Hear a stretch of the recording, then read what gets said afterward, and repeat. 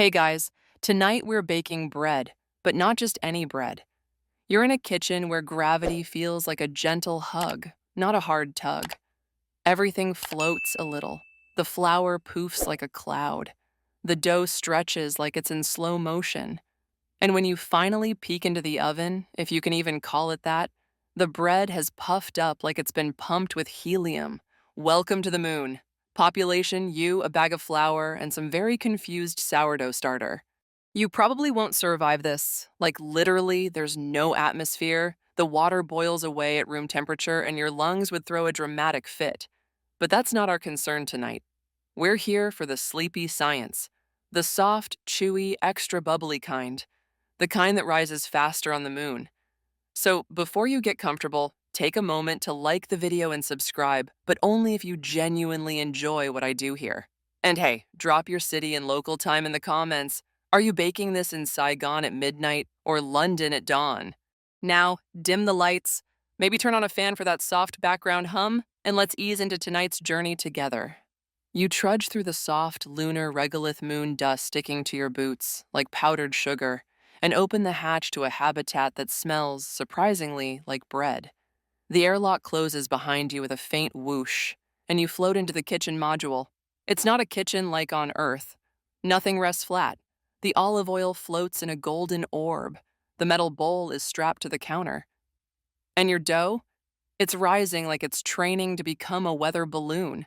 On Earth, you're used to dough rising because yeast burps out carbon dioxide as it munches on sugars. The gas gets trapped in the stretchy gluten web, and the dough inflates. Basic stuff. But on the moon, where gravity is only about 1/6 of Earth's, that same burp doesn't press down as much. There's no heavy weight forcing those bubbles to rise up and pop or collapse. So they stay suspended, perfectly spherical, like little astronauts. This makes the dough rise faster, higher, and puffier like a cloud wearing a down jacket. But it's not just gravity doing the heavy lifting, or unlifting. The moon's lack of atmospheric pressure also plays a weird role. With no meaningful air pressure to push back, the gases expand more easily. Basically, the yeast gets way more bang for its burp. And this is where the baking gets weird. Because while the dough may rise faster, it doesn't behave quite the same in the oven. But hang tight, we're not turning on the heat just yet. First, take in the scene. The habitat is humming softly. Instruments blink with green lights. Outside, the moon glows like a powdered mirror, and Earth hangs in the sky, a pale blue marble. You're floating slightly above the floor, held down by Velcro on your socks. Your hands are dusted in flour, which floats like a ghost cloud every time you clap. You try not to sneeze. That would be catastrophic. This lunar kitchen is modeled after real-life microgravity research modules. NASA has actually experimented with baking in space, but full loaves are tricky. Heat doesn't rise in microgravity, so the usual convection baking method doesn't work. Things bake unevenly. Steam doesn't escape properly. Crusts don't form right. Imagine a hot pocket with commitment issues. But you're determined. You press your dough gently. It springs back faster than usual, like a trampoline made of marshmallow. It's alive, and it's loving this low-G environment. Yeast loves warmth, moisture, and a little room to breathe. And tonight, it's got all that and a view of the sea of tranquility. There's something ancient about bread. The smell alone taps into human memory. Archaeologists found 14,000-year-old charred crumbs in Jordan, evidence of flatbread baked by hunter-gatherers before agriculture even began. Think about that. We were baking before we were farming. And now, here you are, making moon bread before we've even colonized the moon. Full circle. Cosmic carbs. Historians still argue whether bread was discovered accidentally, like someone dropped porridge near a fire and thought, "Whoa, that smells amazing," or if it was an intentional step toward food preservation. Either way, that first rise was a moment of quiet revolution. Dough transformed into something light, warm, and life-sustaining. And now, that same transformation is happening under your sleepy supervision, 384,000 kilometers from home. You glance at the timer, still rising. You drift closer, inspecting the dough's surface. It's smoother than usual. No big ruptures, no crusty skin forming. In the low humidity of the moon, your habitat's moisture-controlled environment is doing all the work. And yet, that alien puffiness feels hopeful, like bread daring to grow in a place where life shouldn't exist. You wonder, would baking competitions on the moon be gentler? Less Gordon Ramsay, more Bob Ross? Just a happy little loaf. Let it float wherever it wants to. You remember that fringe experiment from the 1960s when scientists tried using algae instead of yeast to make bread rise? Didn't taste great. But it turns out space agencies are still exploring alternative leavening agents for extraterrestrial baking. Why? Because yeast is alive, and alive things are complicated in space. They need food, warmth, a sterile environment, and they can mutate in weird ways under cosmic radiation. There's even talk of synthetic gas infusion methods, where carbon dioxide is added directly to dough. No living organisms involved. A bit soulless, sure, but dependable. Still, for now, your lunar loaf relies on the age-old chemistry. Sugars plus a yeast plus time equals edible pillows. You lean back, watching the dough slowly balloon. It looks serene, like it knows it's the star of this strange, gravity-defying bedtime story. You can almost hear it whisper, "I'm trying my best, okay?" And maybe that's the secret of bread on the moon or on Earth. It's about trying, growing, holding gas gently inside and becoming something more than the sum of its starches. You close your eyes for a moment, drifting slightly off the floor. The dough floats beside you, a quiet little moon of its own. You float closer to the dough, almost like you're trying to hear it breathe. It's alive after all. The soft hissing bubbles, the occasional pop, they're not just random. That's yeast doing its thing. So let's zoom in now. Shrink yourself down, honey. I shrunk the astronaut style and drop into that rising, pillowy dough. You're not in a kitchen anymore. You're inside a microscopic fermentation festival, and your host? A species older than cities. Yeast. Tiny fungi with a big personality. Specifically Saccharomyces cerevisiae, which sounds like a wizard spell but is actually the MVP of both baking and brewing. It's a single-celled organism with one goal in life: consume sugar, party hard, and release gas. You have to admire the simplicity. Inside your moon dough, these little microbes are multiplying, not because of some grand sense of duty, but because sugar is everywhere and the temperature's just cozy enough to say, you know what, let's reproduce. Each cell gobbles up a bit of glucose, turns it into alcohol and CO2, and then that gas starts forming the bubbles that puff up the dough. Here's where things get dreamy. On the moon, or in any low-gravity environment, those bubbles aren't dragged downward. On Earth, they float up and pop against the top of the dough. But here, they just hang out, suspended like sleepy balloons at a forgotten birthday party. The result is fluffier, softer dough, with a kind of ethereal lightness you'd never get in a normal oven. You take a moment to marvel. Yeast is essentially working harder than most people on the night shift, and it's been doing this for tens of millions of years. Long before humans figured out fire, yeast was floating in the air, clinging to fruit, doing biochemistry in peace. Historians still argue whether ancient people discovered fermentation by accident. Maybe some old bowl of barley mash was left out, started bubbling, and someone brave, or very hungry, took a sip. Others think it was intentional, a gift from nature we just hadn't fully understood yet. Either way, yeast became sacred. Egyptians left loaves in tombs. Sumerians praised beer as divine. Today, your sleepy moonloaf is just the latest chapter in a 10,000-year-old collaboration between humans and microbes. Back in the kitchen, you run your fingers along a container of flour. It's labeled Earth Wheat, 2029 harvest. There's a pride in the sticker. Space farming is still on the horizon, so most ingredients are imported. But there's chatter in scientific circles about growing grain in hydroponic lunar domes. The idea? Cultivate high-starch, low-water wheat variants that thrive in controlled habitats. You laugh softly, imagining a farmer in a spacesuit gently whispering to his wheat, Grow fast, little carbs. Humanity needs pancakes. And it turns out yeast might be even more adaptable than wheat.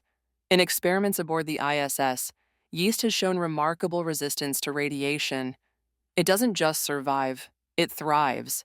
Scientists are studying whether genetically modified yeast could help with oxygen production, water recycling, even waste processing. Basically, it could become your all-purpose moon buddy, a multitasking microbe. You glance at the fermentation tank in the corner, it's part of a side experiment. There, a specialized yeast strain is converting sugars into ethanol for use as fuel. Another tank is cultivating Candida utilis for protein-rich biomass. You're not just baking bread tonight, you're overseeing a microbial city with zoning laws. This opens the door to fringe possibilities. Could yeast become part of lunar medicine? Some propose engineering it to produce insulin or antibiotics. Others envision 3D printed nutrient bars, fermented on site. The idea of eating microbes doesn't sound as weird when you remember your favorite bread is already 50% the result of fungus farts. Floating above the dough, you start to wonder about the psychology of it all. There's something deeply comforting about baking even in space. The smell, the tactile process, the transformation. On Earth, therapists sometimes recommend baking as a grounding activity. On the moon, it becomes literal grounding, an anchor to Earth's traditions, a little piece of normal in a place that is anything but. Of course, baking on the moon isn't just for comfort. It's necessity. Prepackaged food doesn't last forever, and sending constant resupply rockets costs a fortune. So, scientists are developing what they call closed-loop life support systems. That includes growing your own ingredients, baking your own food, and recycling everything. Yes, everything. It makes you reconsider every crumb. You float past the food storage cabinet and pull out a vacuum-sealed pack of dried sourdough starter. It's labeled Heritage San Francisco, 1895 strain. That's right, people are sending heirloom microbes to the moon. Some even joke that if Earth goes extinct, at least the moon will still have good bread. You crack it open, rehydrate it gently with distilled lunar water, and watch the grayish blob awaken.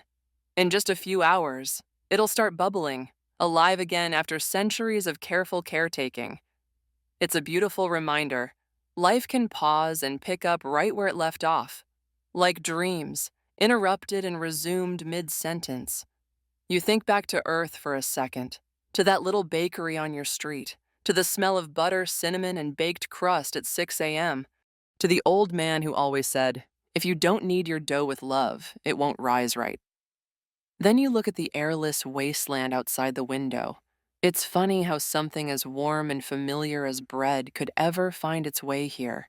But here it is, a puffy dough blob, shimmering slightly in the kitchen's soft light, exhaling tiny clouds of CO2 like it's dreaming. You tilt your head. There's a strange peace to it. No buzz of traffic, no barking dogs, no emails, just you, the yeast, and the slow, patient chemistry of rising dough. You let yourself drift again, legs tucked loosely beneath you. The timer beeps softly time to check the rise. You float over, poke the surface, and watch the indent slowly disappear. Perfect. You strap the baking container into the oven designed to function in low gravity, with magnetic airflow and radiant heat pads. As the heat kicks in, a new smell begins to fill the kitchen. Familiar, ancient, comforting, and slightly cosmic. The smell hits you first, rich, warm, just shy of toasted. Even in the moon's artificial atmosphere, that scent somehow cuts through the recycled air and stale metallic notes. You close your eyes. Somewhere in a future that feels like a dream and a memory at the same time, bread is baking. Real bread. On the moon. You crack the oven's seal with a soft hiss. The loaf floats gently, strapped inside its magnetic baking mold. It's golden, not too crusty, but puffed into a sort of sleepy perfection. And for a moment, you don't feel like you're in a sterile lab or a high-tech habitat. You feel like you're in a stone hearth with soot-streaked walls and a fire-fed oven. Because really, bread hasn't changed all that much. And neither have we. Let's drift way back. 6,000 years ago in ancient Egypt, bakers were already cranking out hundreds of loaves daily. They didn't have temperature-controlled ovens or vacuum-sealed flour. They had flat rocks, open fires, and instinct. Yet their bread rose. Archaeologists have found loaves buried with the dead, perfectly preserved in desert tombs. Flat, cracked, a little moldy, but still unmistakably bread. Some of the earliest bakeries were actually part of temples. Bread was sacred. It was currency, sustenance, and sometimes a bribe to the gods. Priests would offer ornate loaves during rituals, some shaped like animals, others stuffed with dates or honey. It wasn't just food, it was magic in dough form. Historians still argue whether these early civilizations truly understood fermentation, or if they just copied what worked. Some say it was divine inspiration. Others think it was a happy accident that yeast was always floating around, hitchhiking on flour and tools. Either way, people kept baking, kept feeding the yeast, kept building a civilization one chewy crust at a time. You break off a piece of your moon loaf. Steam curls upward like a tiny aurora borealis. It's spongy, slightly tangy from the starter, and has a surprising depth. Not bad for zero-gravity gastronomy, but here's the quirky twist. Not all cultures wanted their bread to rise. In ancient Mesoamerica, for example, flatbreads ruled. Tortillas, made from nixtamalized maize, were compact, fast-cooked, and deeply nutritious. They didn't puff, but they nourished entire empires. In parts of Asia, steamed buns dominated soft, smooth, airy, but not crusty. Bread doesn't have one shape, one soul. It's endlessly customizable, and that flexibility might be exactly what lunar colonists need. You picture it now, a future moon-based cafeteria where astronauts argue over naan versus pita, while a robot chef awkwardly flips dough with its claw. Maybe there's a debate over the best flour to use, earth-imported, hydroponic, or synthetic starch. You imagine the first Michelin-starred moon bakery, where diners float between courses and dessert is a honeyed Martian crumble. And speaking of Mars, scientists are already designing ovens for Martian conditions. Mars has more gravity than the moon, but it's still only about 38% of Earth's. That changes how bubbles behave, how heat transfers, even how crust forms. On Earth, crust develops because water at the surface evaporates quickly, leaving behind a hardened layer. But in low pressure, that water turns to steam too fast or not at all. So bread on Mars might stay soft, pale, ghostly. There's even a fringe theory, half science, half sci-fi, that colonists might prefer flatbreads in space. Why? Because they don't make crumbs. And crumbs are a problem in zero-G. They float, get into electronics, clog filters, and can be downright dangerous. That's why the early space missions banned regular bread. Instead, astronauts got tortillas. NASA actually developed a whole tortilla pipeline. That's right, a floury conspiracy to keep the ISS crumb-free. But on the moon, where gravity keeps things a bit more grounded, you can risk a crust. And tonight, you did. The result? A loaf that defies odds and expectations. You take another bite. The crumb is slightly denser than Earth bread, but still satisfying. The flavor? Comforting. Maybe even nostalgic. You drift toward the wall screen, flipping through historical footage. There's a black and white clip of Soviet cosmonauts testing space rations in the 60s, crumb-free cubes, vacuum-packed and sad. Then another reel. Apollo astronauts sipping soup from tubes, chewing on dry granola. Not exactly cozy. One of them joked, "This tastes like cardboard that's been through a divorce." And now, you're biting into a loaf made in a place with no air, no water, and no natural life. All of it engineered.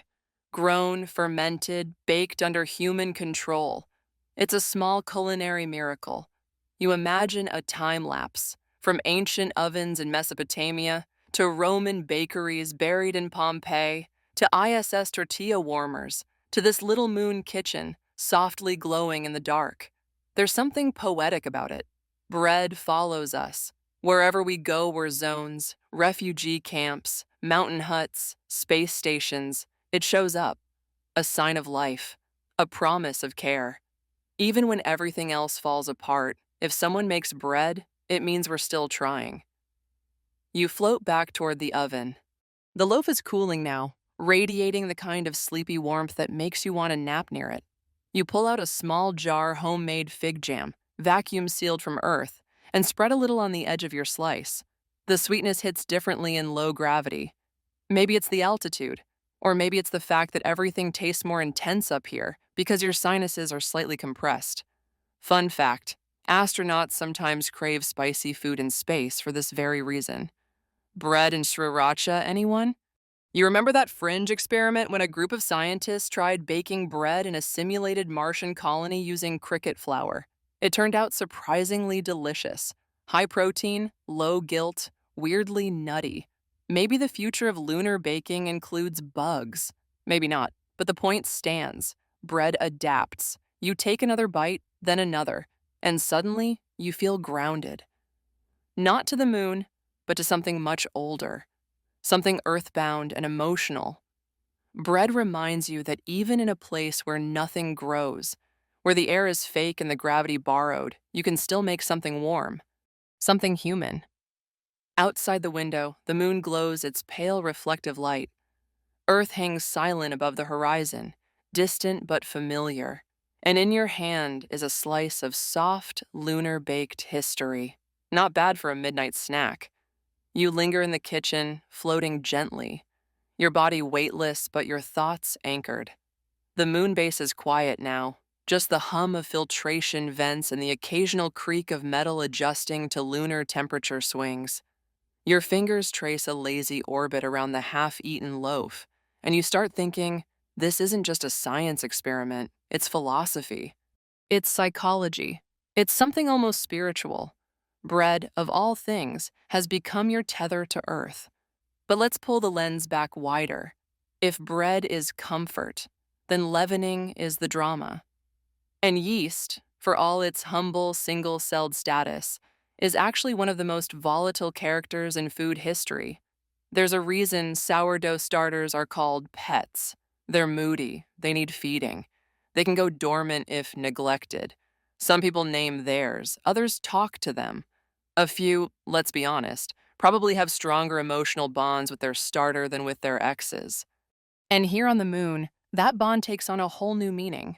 In space, everything's measured. Oxygen levels, thermal fluctuations, calorie intakes. But your starter? That's the wild card. It mutates. It adapts. In fact, under radiation stress and microgravity, yeast can evolve fast.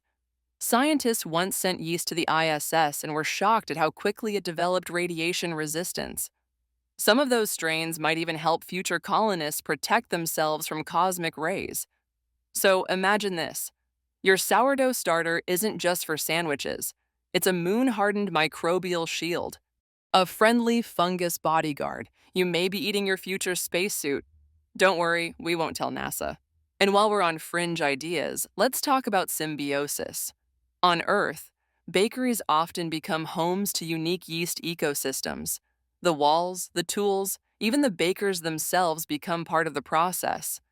It's why San Francisco sourdough tastes different from one made in Paris or Tokyo. Local microbes influence the flavor profile. Some bakeries have cultures dating back hundreds of years, living timelines of taste. So now, imagine a lunar bakery with its own signature profile. The yeast here, exposed to low gravity, artificial light cycles, recycled humidity, it would evolve uniquely. Bread made on the moon might eventually have a flavor only possible up here, one you couldn't replicate on Earth, no matter how hard you tried. Historians still argue whether early bakers understood this microbial terroir, whether the monks in medieval Europe or the rice flour bakers in ancient Japan realized that their loaves tasted like their location. But here on the moon, that concept becomes scientific fact. Every bite carries a fingerprint of its surroundings. You float over to a console, tapping open the habitat's microbial log. Yep, Your starter's colony has shifted again slightly more acidic, a few new spore strains detected. A little scary, but also kind of thrilling. You're witnessing yeast evolution in real time.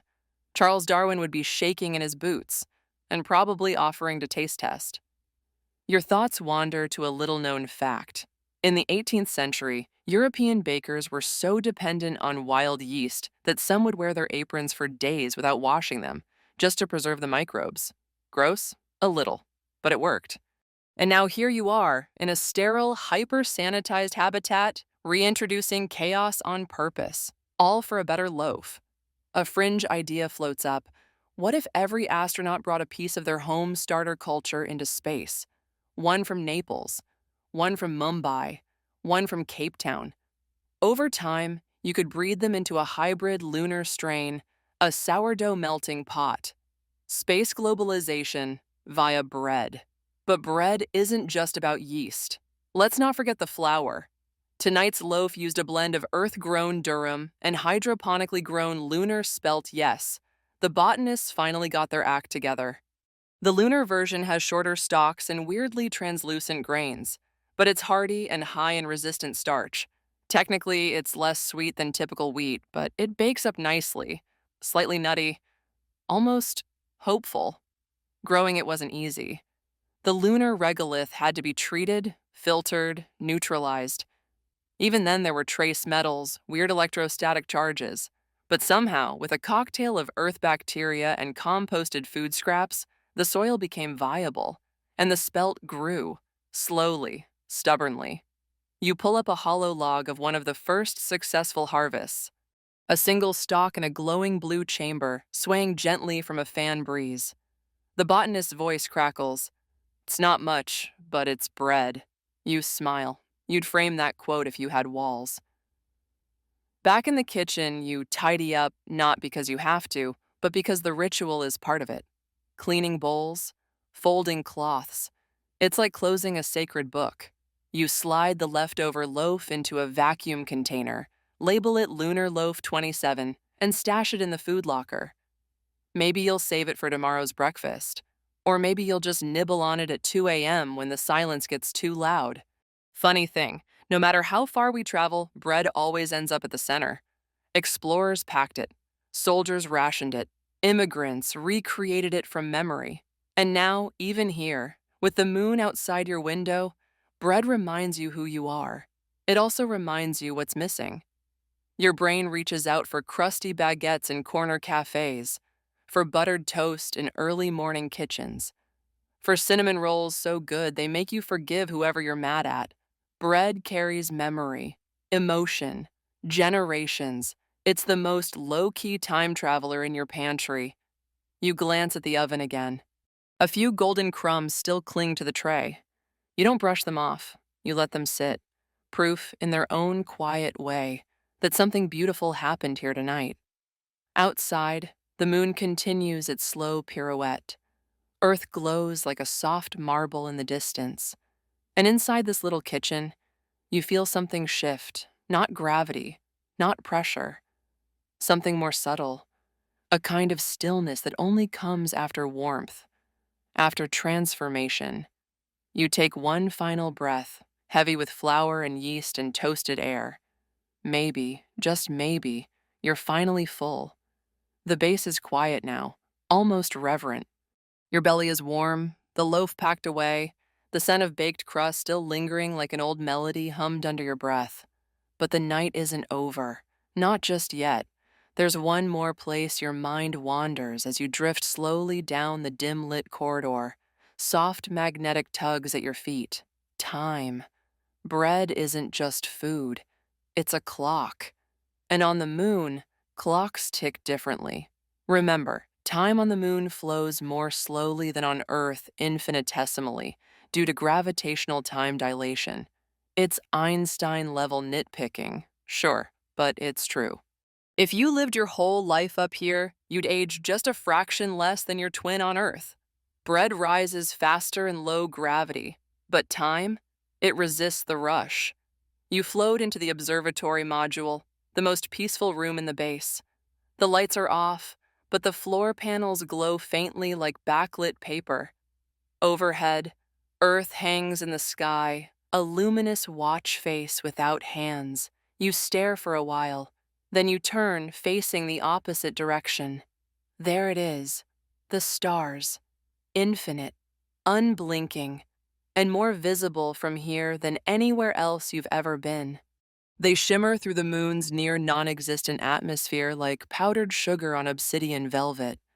And suddenly, you're not just thinking about bread, you're thinking about ritual.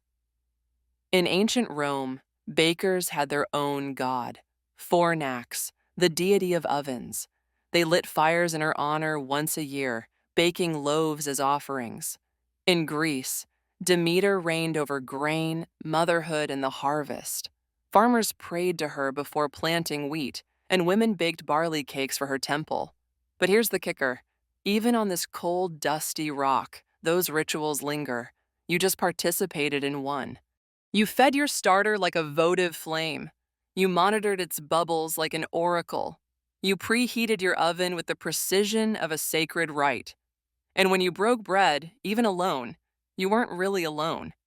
Historians still argue whether these ancient rituals were religious or just social glue, but the effect is the same. They gave people continuity. In uncertain times, they made life predictable, sacred, worth repeating. Tonight, you repeated a ritual that dates back thousands of years only. You did it in a pressurized dome on a lifeless celestial body. No big deal. You sip some water from a pouch and squint at Earth. Somewhere down there, it's probably morning. Someone's fumbling with a toaster. Someone else is kneading dough with floured hands and a furrowed brow. Somewhere, a bakery light flickers on. Another day begins. You let the thought settle. Bread keeps time. And you're keeping it too, just a little differently. And then, because your brain won't shut up, even after carbs, it hits you. Bread isn't just shaped by science or ritual. It's also shaped by improvisation. Think about it. Every loaf you've made up here has required an adjustment. The humidity's off. The gravity plays tricks. The water boils too fast. The flour's different. Even the yeast doesn't behave. So you adapt. You guess. You hope. It's jazz baking. And honestly, that's kind of the point. Your great-great-grandparents probably didn't have recipes written down. They used cups that weren't standardized, ovens with no thermometers, and weather they couldn't predict. And yet, they baked. They fed families. They created memories. You are one of them. Only now, you're floating in a silver bubble in space, wearing socks with magnetic soles and wondering if you should ferment your next starter with algae extract. Quirky fact, there's actually a tiny museum in Switzerland dedicated to burned bread. Yup, just blackened lumps from history accidents preserved as artifacts.